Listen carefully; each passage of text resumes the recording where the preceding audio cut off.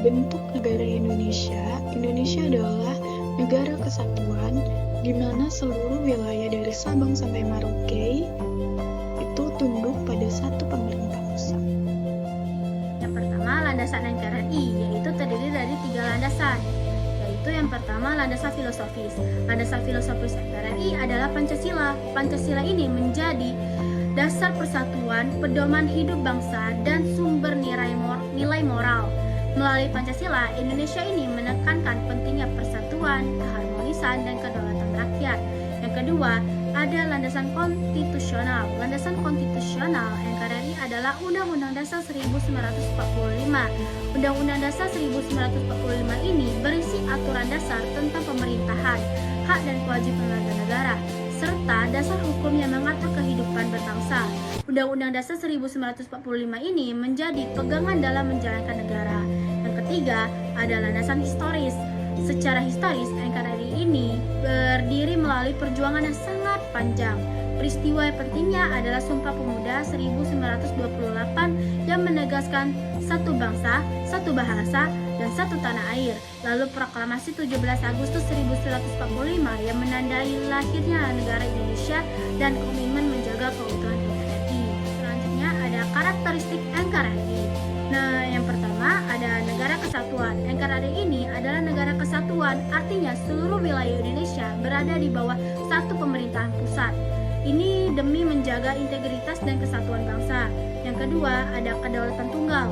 NKRI ini menganut kedaulatan rakyat, artinya rakyat kekuasaan tertinggi itu. Implementasi dari NKRI yang pertama yaitu ada kurikulum nasional.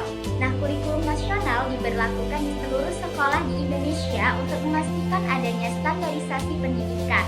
Melalui kurikulum ini, nilai-nilai Pancasila ditanamkan kepada peserta didik di semua jenjang pendidikan, sehingga terbentuk generasi yang berkarakter dan cinta tanah air. Kemudian sehabis yang kedua yaitu ada hukum nasional. Nah, hukum nasional diterapkan secara merata di seluruh wilayah Indonesia. Tujuannya apa? Tujuannya adalah untuk menciptakan keadilan dan kepastian hukum bagi seluruh warga negara. Dengan adanya hukum nasional yang kuat, setiap warga negara itu dapat melaksanakan hak dan kewajibannya secara seimbang. Kemudian yang ketiga yaitu ada simbol negara. Simbol negara seperti lambang Garuda Pancasila, bendera merah putih, dan lagu kebangsaan Indonesia Raya digunakan secara seragam di seluruh wilayah Indonesia. Hal ini digunakan untuk memperkuat identitas nasional dan menumbuhkan rasa persatuan serta kebanggaan sebagai bangsa Indonesia. Dari implementasi kita akan masuk ke tantangan NKRI. Nah, dalam pelaksanaannya NKRI juga menghadapi berbagai tantangan yang dapat mengancam persatuan dan juga kesatuan bangsa Indonesia. Apa saja tantangannya? Yang pertama adalah adanya disintegrasi. Disintegrasi menjadi ancaman serius bagi keutuhan NKRI, yang dimana terdapat kelompok atau pihak yang ingin memisahkan diri dari negara kita. Hal ini tentunya dapat mengguncang stabilitas nasional. Oleh karena itu, persatuan dan rasa kebangsaan kita harus selalu dijaga agar bangsa kita tidak terpecah belah. Kemudian yang kedua yaitu ada ketimpangan. Nah, ketimpangan di sini adalah ketimpangan pembangunan antar daerah yang dapat menimbulkan rasa ketidakadilan dan dapat memicu konflik sosial. Karena itu, pemerataan pembangunan perlu menjadi prioritas pemerintah agar setiap daerah itu dapat berkembang secara seimbang. Kemudian yang ketiga yaitu ada lemahnya nasionalisme. Rasa nasionalisme yang mulai menurun di kalangan generasi muda itu juga menjadi salah satu tantangan terbesar. Minimnya kepedulian terhadap nilai kebangsaan yang dapat mengancam integrasi bangsa. Oleh sebab itu, pendidikan dan kampanye kesadaran tentang pentingnya persatuan harus terus diperkuat.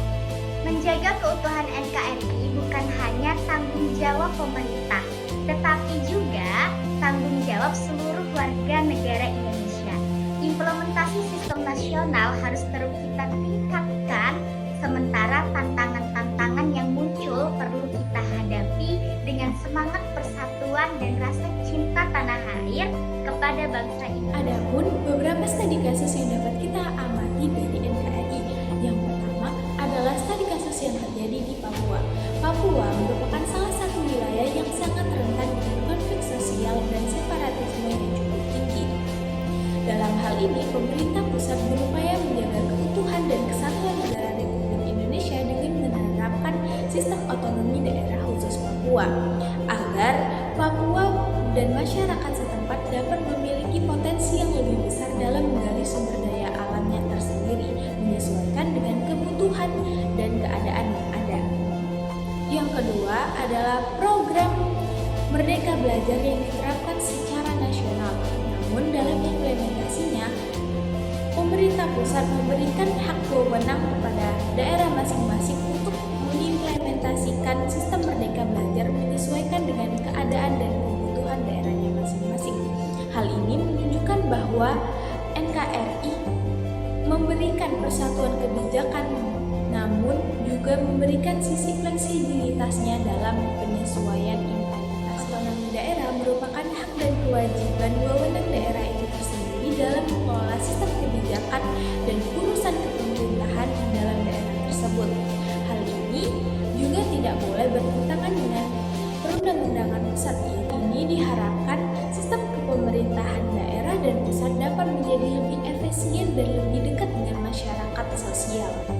Hal ini terdapat dalam Undang-Undang Nomor 23 Tahun 2014 tentang Pemerintahan Daerah. Landasan otonomi daerah.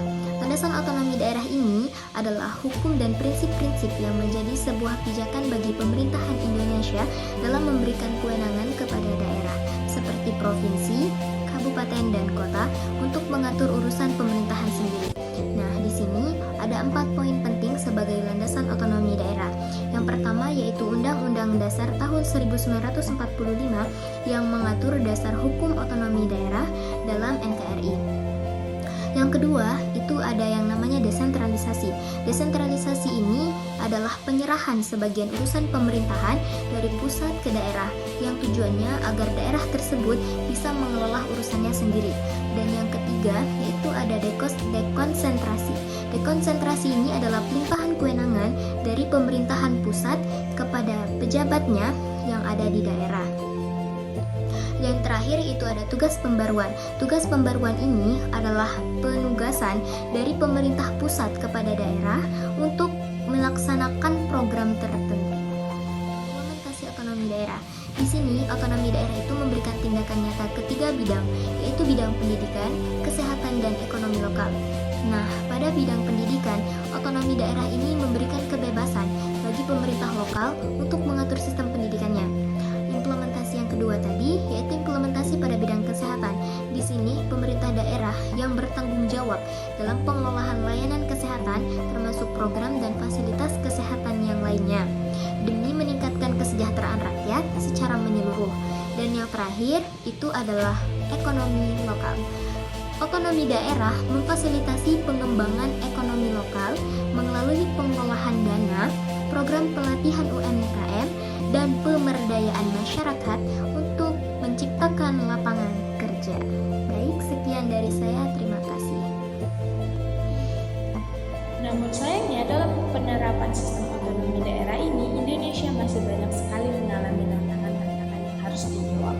Yang pertama adalah keterbatasan sumber daya manusia yang berkualitas di daerah tertentu di Indonesia. Hal ini menyebabkan pelayanan publik menjadi tidak optimal dan menghambat pembangunan infrastruktur dan pelayanan publik. Hal ini dapat menyebabkan efektivitas otonomi daerah dalam mengolah pemerintahannya menjadi tidak efektif dan berkurang. Yang kedua adalah adanya masih banyak sekali ketergantungan fiskal yang terjadi antara pemerintah daerah ke pemerintah pusat.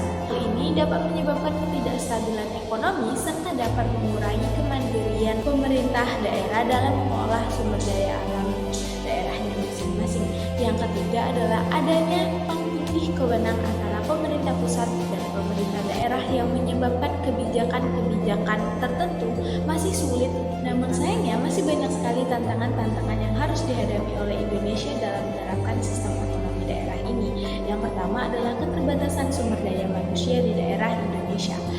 Hal Hal ini menyebabkan pelayanan publik menjadi tidak optimal dan menghambat pembangunan infrastruktur yang terencana dan dapat mengurangi efektivitas otonomi daerah dalam mengelola sumber daya dan sumber daya umum.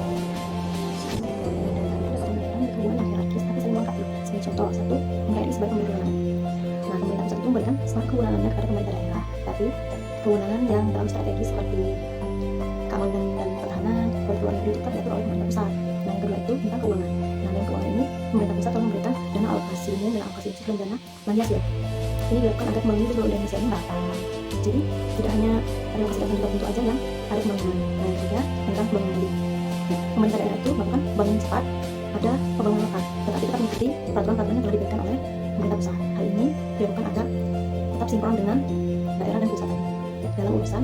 Kesimpulannya, NKRI merupakan satu kesatuan dari berbagai suku, budaya, dan wilayah Indonesia dalam satu negara. Sementara otonomi daerah meningkatkan kesejahteraan rakyat melalui hubungan harmonis antara pusat dan daerah.